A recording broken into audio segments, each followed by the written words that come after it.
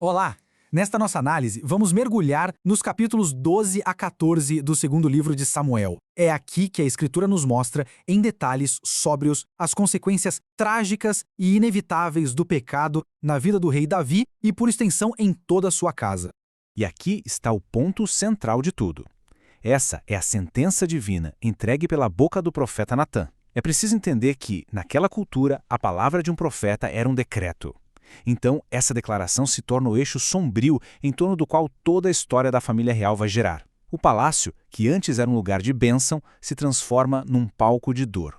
Então, vamos começar pelo princípio de toda essa crise, o momento em que o profeta Natã confronta o rei Davi.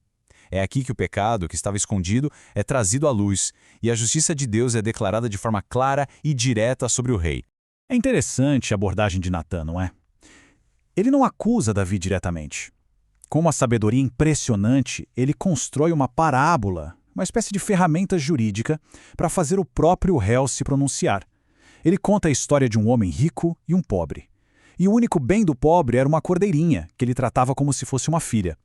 O rico, para receber um viajante, em vez de pegar um de seus próprios animais, toma a cordeira do pobre. Uma demonstração de pura cobiça e abuso de poder. A reação de Davi é imediata. Como grande juiz de Israel, seu senso de justiça explode. Ele se enfurece com a crueldade da história e declara que o culpado não só merece a morte, como deve restituir a cordeira 4 vezes. Mal sabia ele que a armadilha de Natã tinha funcionado e que ele estava, na verdade, sentenciando a si mesmo. E então vem o clímax, o momento de tirar o fôlego. Natã aponta para o rei e diz as palavras devastadoras: "Esse homem é você."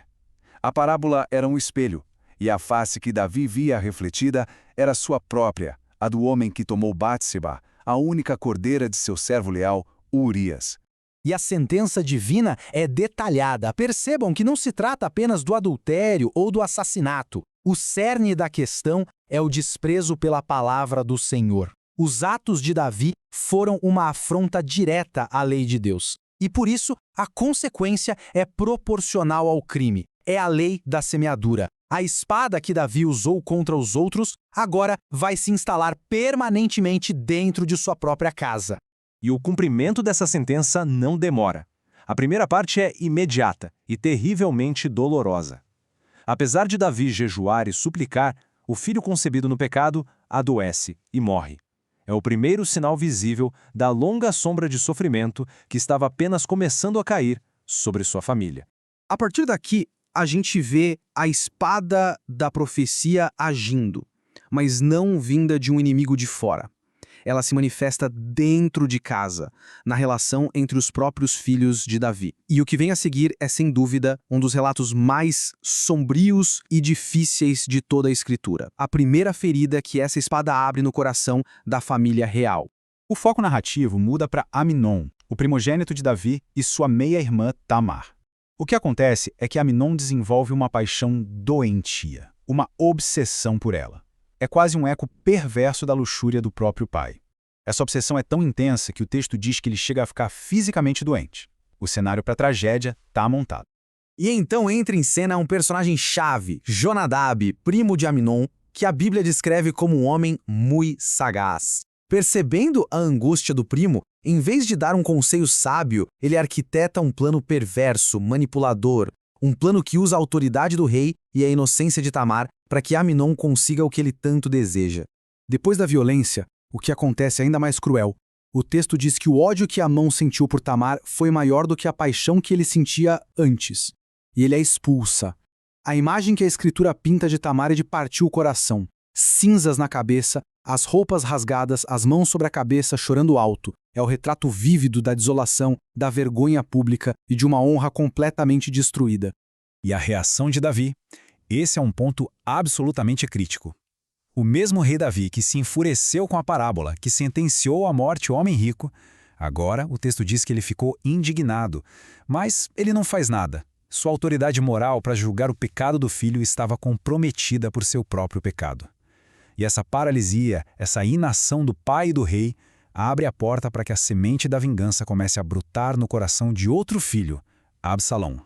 Pois é, onde a justiça do pai e do rei falha, a vingança do irmão encontra espaço para crescer. O vácuo deixado pela inércia de Davi é preenchido pelo ódio silencioso e crescente de Absalão, o irmão de Tamar. Imaginem a cena. Por 2 anos inteiros, Absalão cultiva esse ódio em silêncio. Ele não troca uma palavra com Amnon, nem boa nem má. É um silêncio que congela, um silêncio que calcula. A dor e a raiva estão se transformando num plano metódico de assassinato. E a oportunidade que ele esperava finalmente chega. Durante uma festa de tosquia, um momento que deveria ser de celebração, Absalão convida todos os filhos do rei. E no auge da festa, quando Amnon está vulnerável pelo vinho, ele dá a ordem fatal aos seus homens, dizendo claramente: não tenham medo, a responsabilidade é minha. A vingança é executada friamente. O herdeiro do trono é morto por ordem do próprio irmão, no meio de uma festa. A notícia, a princípio, chega distorcida a Davi, mas a verdade logo fica clara. A espada da profecia está cortando fundo dentro de sua própria casa. E Absalão, agora um assassino, se torna um fugitivo. O tempo passa. 3 anos. A dor de Davi pela morte de Amnon começa a se acalmar e o que surge é a saudade do outro filho, Absalão. É nesse contexto, com o coração do rei dividido, que se desenrola a última parte da nossa análise de hoje. Quem percebe essa mudança no rei é Joabe, seu comandante, um homem sempre pragmático.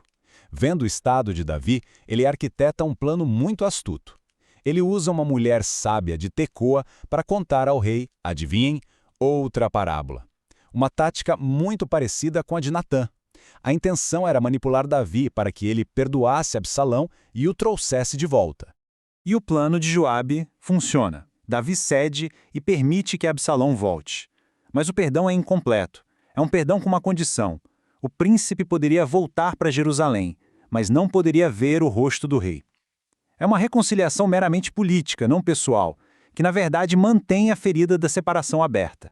E assim, por mais 2 anos, Absalão vive em Jerusalém, mas como um pária na corte do próprio pai, um exilado em sua própria cidade.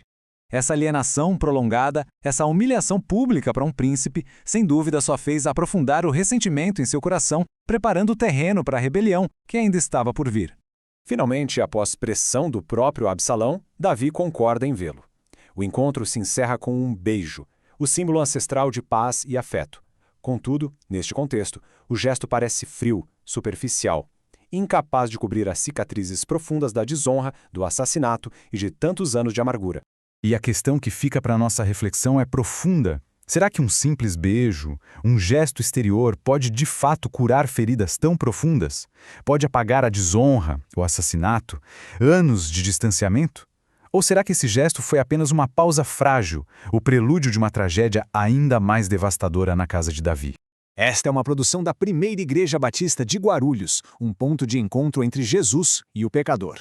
Fica aqui o convite para que todos se inscrevam, curtam este estudo e, principalmente, compartilhem nos comentários a sua reflexão teológica sobre estes acontecimentos tão complexos e tão ricos de ensinamentos para nós.